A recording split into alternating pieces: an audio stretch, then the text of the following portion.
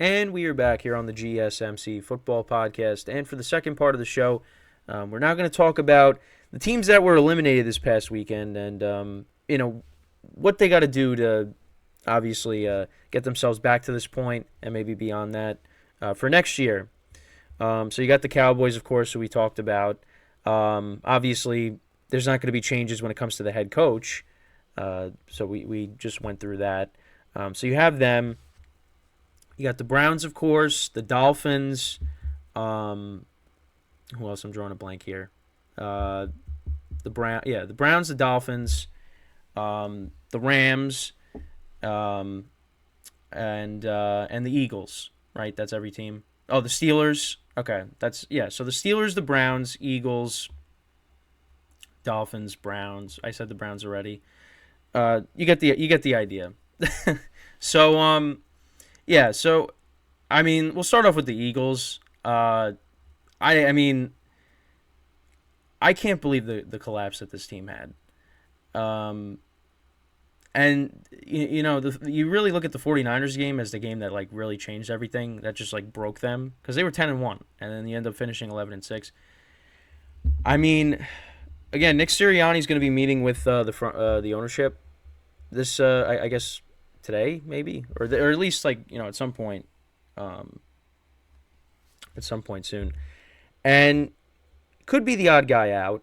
I mean, I feel like you gotta hold somebody accountable for what happened, with this team.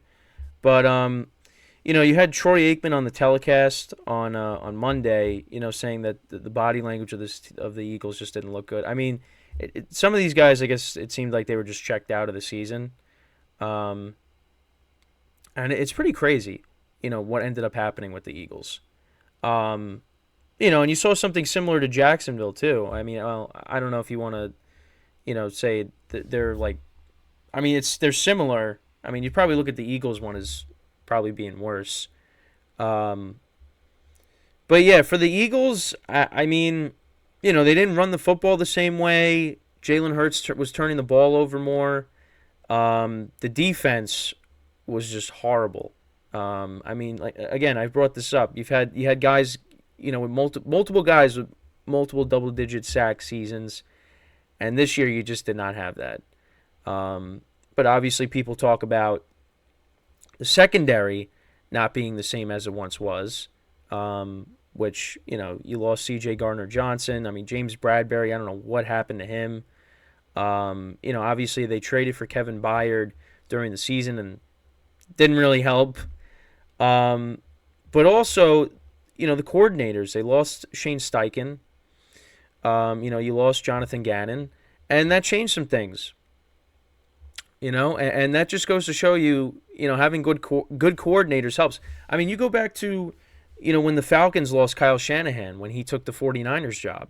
They brought in Steve Sarkisian as the offensive coordinator, and the offense wasn't the same in 2017. Without Shanahan, the team was different, and it's kind of like with the Eagles.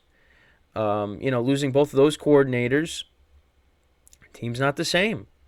So you got to look at that. I mean, they had a first year play caller on the offensive side of the ball, and listen, the Eagles still, at times looked good on offense, but again, they were turning the ball over. They're not running the football the same way. I thought DeAndre Swift was gonna play a huge role in the game on Monday, and he really didn't.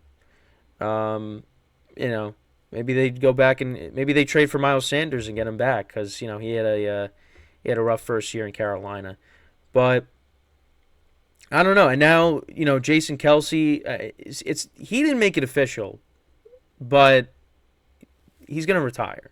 You would imagine. Honestly, it'd be great if as a Giant fan, it wouldn't be great, but to stick it to whoever leaked it, without because even when you watch the podcast, he didn't officially say like I'm retiring, but he's leaning that way. Um, and he should maybe stick it to whoever leaked it and just say, "No, I'm coming back." But with him not being there, that really affects the offensive line. So you're going to have to address that hole somehow. Um, But yeah, there's a lot of issues in Philly. And obviously, Jason Kelsey and Lane Johnson and Fletcher Cox and Brandon Graham. Those guys are all getting older. Brandon Graham said if he comes back, he's going to be, it's his farewell tour next year. So, we'll see. But they, got to tweak some stuff. You got to get coordinators. I think is one thing you got to address, and the secondary, you're going to have to address that as well because they got some holes there. I don't think just getting coordinators is going to fix that because the tackling was horrendous. But I don't want to spend too much time on the Eagles. The Cowboys, listen, I mean, guys are just left wide open. I would have said new head coach, but I think that's not happening now with McCarthy coming back. I will say I would say get somebody else to pair with Tony Pollard because the Cowboys did not run the football as well as they did last year. I think you got some free agent running backs out there. Derrick Henry comes to mind, which I really hope he doesn't go there because I don't want to have to deal with him as a Giant fan. But you got to get. I think that's one thing is also get somebody to pair with Tony Pollard because then they could be. Then they can run the football. You had Dak Prescott throwing the ball 60 times, but partly because the Cowboys were down by so much. I think you need to get somebody else in there, to get this team back to being a better, football team when it comes to running the football. That's what I would say for the Cowboys. Other than that, I would say, get a new head coach, but that's not going to happen. Maybe get a new defensive coordinator because I don't know what Dan Quinn was doing, against the Packers. That was horrible. But yeah, so now we'll get to the other teams. I think for the Rams, offensive line, I don't think hurts. Improve that maybe. And then I really the main thing is defense. I think that's what, because you saw the Lions were moving the ball up and down the field in that game on Sunday night. And I said this, the Rams defense is not as loaded as it was when they went to the Super Bowl a couple of years ago. There's no Von Miller, no Jalen Ramsey. They got to get back to, building up that defense, help out Aaron Donald, because Aaron Donald's getting older now. He can't do it all by himself on defense. He can still wreck a game, but, it's not as consistently, So I think that's the main thing for the Rams is address the defense. Obviously on the offensive side of the ball, they have a ton of weapons. But I would say defense and, the offensive line, that would probably be, what I would address if I were the Rams. Again, all these things are easier said than done. So, but, that's just one thing I would say. That's what I would say for the Rams at least. Honestly, for me, for the Browns and for the Dolphins, again, easier said than done. I think they just got to get healthy, because the Dolphins on defense, they were ravaged by injuries. You were missing, 4 of your linebackers. I think that's what it comes down to. You're also missing Xavier Howard in the game, I believe, against the Chiefs. Again, I don't think it would have made a difference. I think the Chiefs still win. But that's one thing is you got to get your team healthy. And the other thing too is Tua the guy moving forward? And again, actually with both of these teams, because Deshaun Watson hasn't panned out for the Browns, but we've seen what Deshaun Watson can do when he's right. Now, I don't know if he's going to get back to that, but if he can get back to that, the sky's the limit for what this team can do. But for the Dolphins, with Tua, I think you still ride it out with him for now, but I think he's holding you back. But what's the alternative? We could sit here and say Tua's not the guy. Okay, well, who are you bringing in? If someone's available, that's a better option. Yeah, that's different.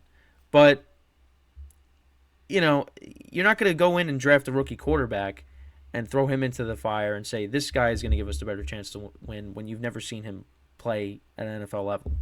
So you stick with Tua, but, he might not be the guy.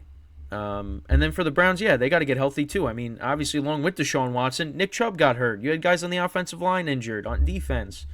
You know, you got to get healthy for next year because a healthy Browns team, you know, I mean, the defense got shredded by C.J. Stroud.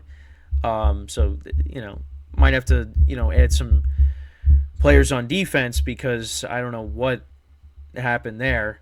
But again, not to discredit C.J. Stroud, but I mean, that was 45 points. Well, again, Joe Flacco threw 2 pick-sixes, so we can't say all those were on the defense, but still, guys were, guys were wide open on some plays, and you know, obviously the Brevin Jordan touchdown. I don't know what the Browns were doing, defense was doing on that play, you know, but yeah, I mean, I think that's a team that's got to get healthy and maybe add some, you know, you got to add some pieces on defense as well, because yeah, I mean they gave up a lot of points on the road this year. I mean, there's that game, and again, go back to the Colts game as well. Yeah, I mean, again, easier said than done. For those teams, they got to get healthy. And then, you know, the Steelers, kind of the similar thing with them. I mean, I at the quarterback position, I don't know what they're going to do. Because now it's like, is Kenny Pickett the guy? I mean, he didn't play the last, you know, month and a half, basically. Or 2 months, almost. Right, it was something around that timeline. You know, they put in Mason Rudolph. They end up making the playoffs because of, you know, partly because of Mason Rudolph. You know, if you're the Steelers now, what are you going to do? You know, and again, what's the alternative? I mean, are they going to, you know, draft a quarterback? I mean, I guess, you know, but you know, if you want to change a quarterback, I don't know. I mean, Mike Tomlin's coming back. But the Steelers have a good roster. There's no question about it. The Steelers have a good roster. But, you know, the quarterback position is kind of what's holding this team back. I mean, they went up against Josh Allen. You know, the Steelers don't have a Josh Allen on their team when it comes to the quarterback position. The Steelers have to get a difference maker at that position. And if they don't, they're kind of going to be in the same position they're in every year. And I talked about this. You get in the playoffs, and you're one and done. That's basically what the Steelers are right now. You know, again, credit to Mike Tomlin for not being able to finish with the losing season, but ultimately you got to take that next step, and they haven't done that. They haven't done that. So, again, a lot of these things are easier said than done, but that's at least, like, you know, on the surface, you know, what some of these teams should do. You know. So with that, well, before we go to our second break of the show, I just want to remind you guys once again to tip or donate and get your comments recognized. Make sure to go to the following link. That is streamelements.com/gsmcsportsnetwork./tip. Again, that really helps the show, makes the show more interactive between myself, the host, and you guys, the viewers. Again, that is streamelements.com/gsmcsportsnetwork./tip. And as always, it is displayed on the ticker on the bottom of the show segment down below. So when we come back from our second break of the show, we'll take a look back at some of the past playoff matchups, the most recent playoff matchups, at least, you know, during my lifetime, between the Packers and the 49ers.